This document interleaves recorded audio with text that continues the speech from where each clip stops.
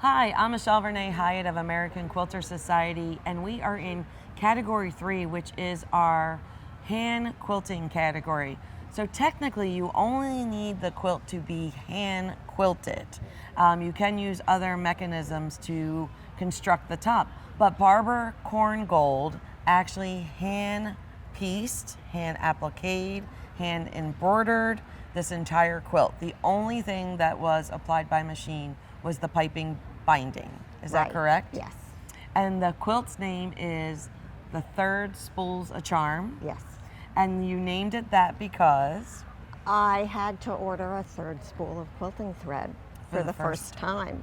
Yeah. So that means you put more hand quilting in There's this. more thread in this quilt than I've ever used in a quilt before. Well, it's absolutely stunning. So talk to me a little bit about why, how this became your quilt. I didn't have a finished plan when I started. The designs were inspired by American Coverlets, and I started with the center, and it evolved. It just evolved. So did you start with, once you had the center done, you added on your corners, and then you started the next round of borders? Yeah. And actually, I think when I first started, I had planned on the center not being on point, and then I thought it would be better. And then when you got towards the end, what finally told you this is it, this is ready? It was big enough. I didn't want it to be any bigger. I wanted to be able to hang it in my house, and we don't have tall ceilings. We have 8-foot ceilings, so. Perfect. And then it's very interesting, the background choice. So it is silk, but it's also, you know, some oranges, golds, browns. There are only 2 fabrics in the background. Okay. The colors look different because it's silk, because of the grain of the fabric and the way the light hits it. But it's just the gold and the brown. And it's beautiful, and it adds such interest with the light.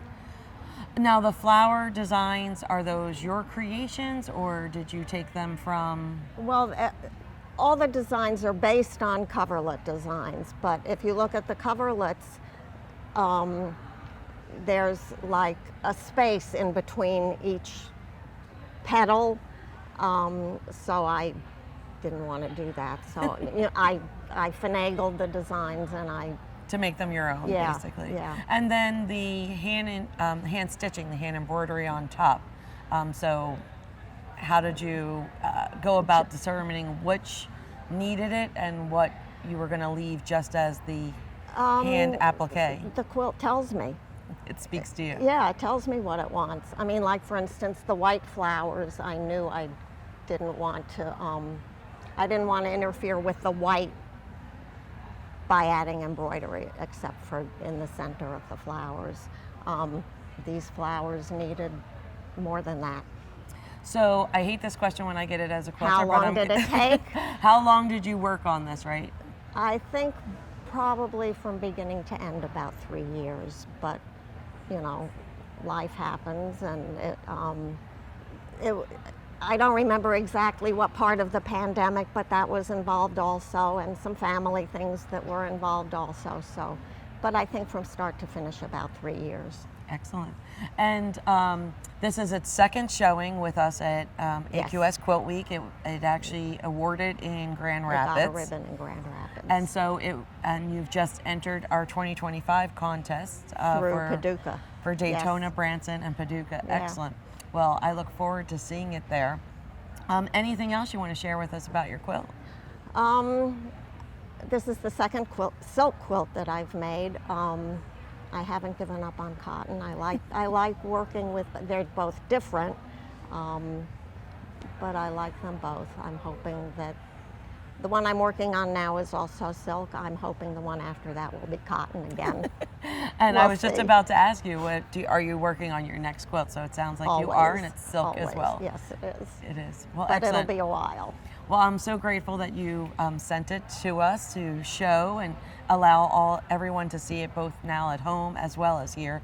It's beautiful. It's quite a stunner. Thank you very much. So, you too can enter our contest at AmericanQuilter.com. Our 2025 quilt contest is now open.